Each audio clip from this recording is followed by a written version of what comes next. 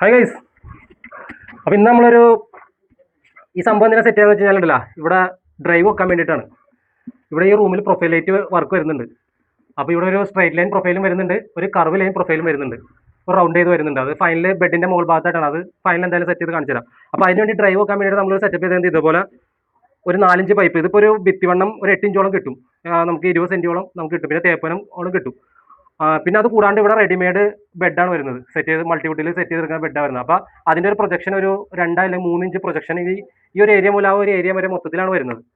അപ്പോൾ നമുക്ക് ഇതിപ്പോൾ ഇവിടെ ഈ ഒരു ഭാഗത്ത് ഇത് ഇങ്ങനെയാണ് വെച്ച് ഉറപ്പിച്ച് കഴിഞ്ഞാൽ നമ്മൾ ഇവിടുന്ന് തന്നെ നേരെ ലൈനും കൊടുത്തിട്ട് കഴിഞ്ഞാൽ നമുക്ക് നേരെ ലീഡ് വയർ DC വയർ നമുക്ക് കറക്റ്റ് ഇതിനകത്തേക്ക് ഇടുകയും ചെയ്യാം.